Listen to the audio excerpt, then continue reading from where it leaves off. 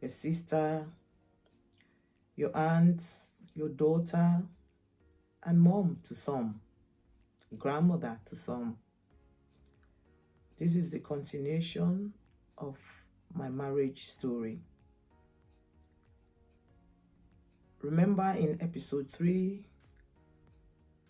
I mentioned how I called my husband and asked him that I want to bring my son, and he approved, and I brought my son to UK to join me. And after this, communication breakdown completely. I cut off with him completely this time. Guess what? I've got my son with me. So I cut off completely. So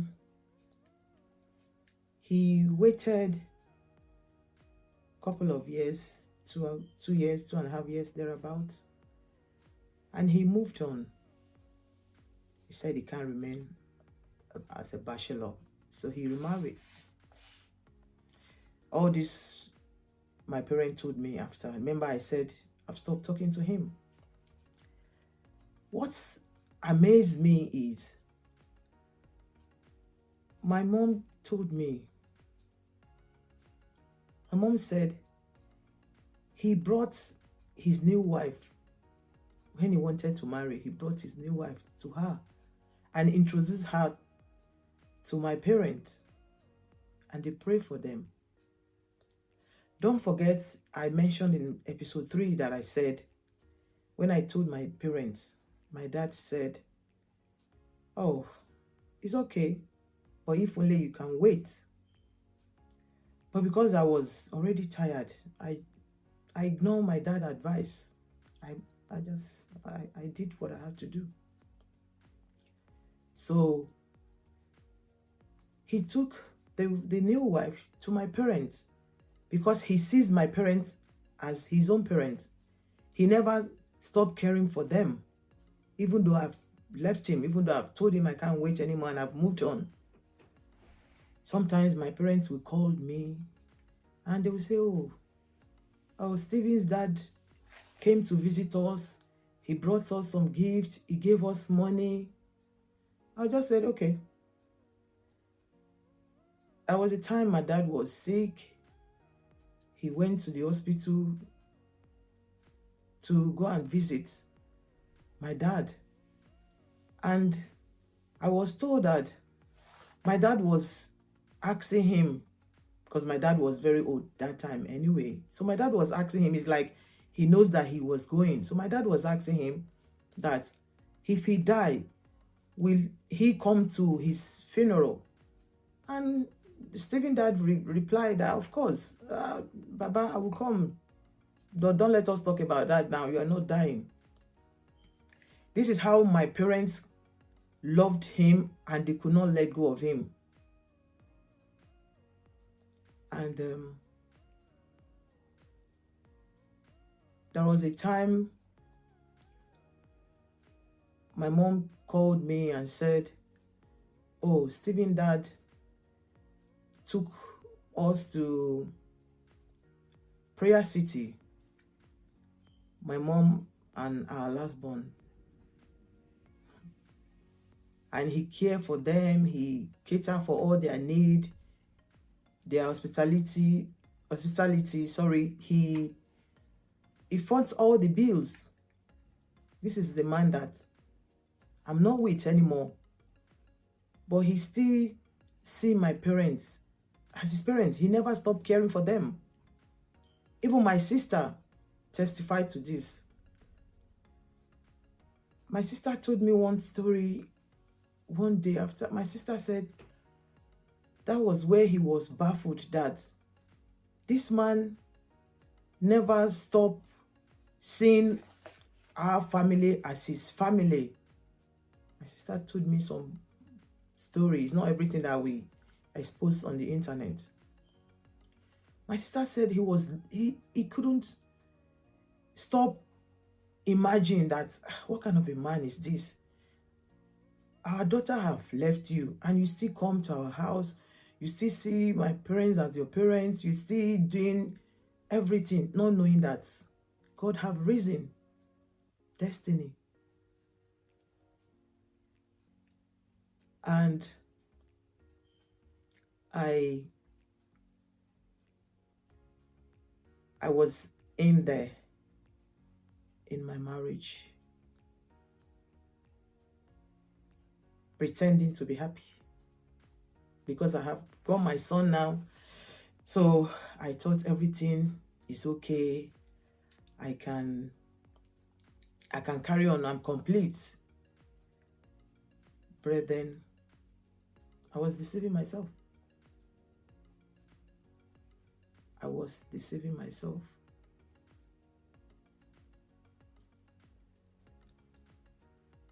It gets to a stage, I started having panic attack after some years. I started having panic attack. A lot was happening.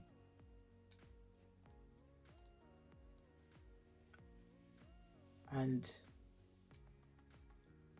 I started thinking, God, what have I done?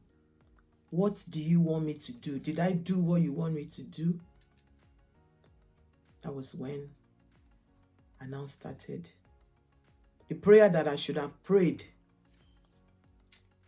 at the beginning. That was when I started praying. That was when I started seeking the face of God more than ever.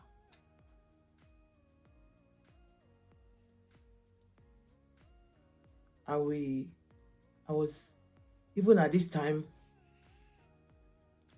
I was still doing like 3 jobs. I am a very hardworking woman. I'm not a lazy woman. Everybody that knows me. Even at that, I wasn't happy because some part of me is missing. I tried so much. To move on completely, even after my son has joined me. I tried, but some part of me is empty.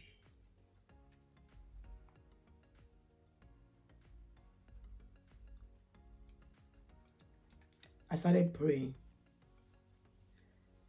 Then I know that this time, Biodu, you really need to seek the face of God. Because I thought I would be happy when my son joined me, but I wasn't.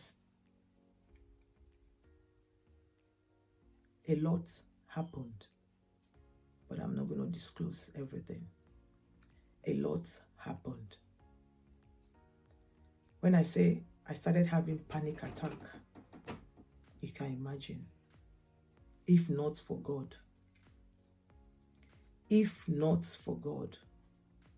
who knows where I would have been by now.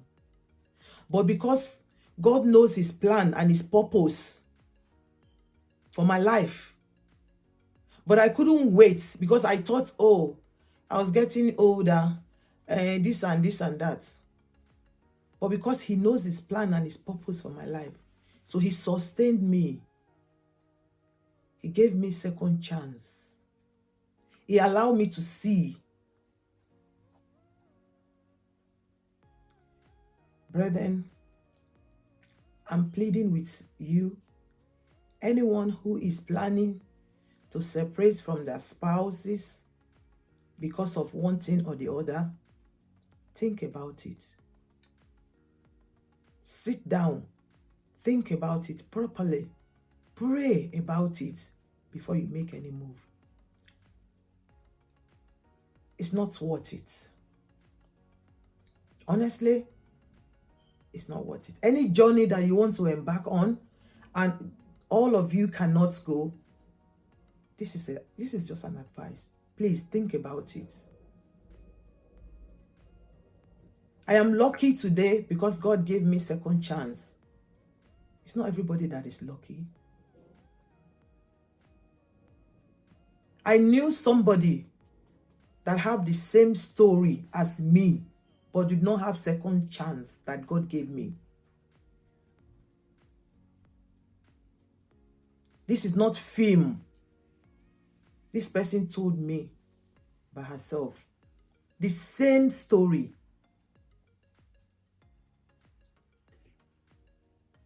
But by the time she wanted to act, it was too late.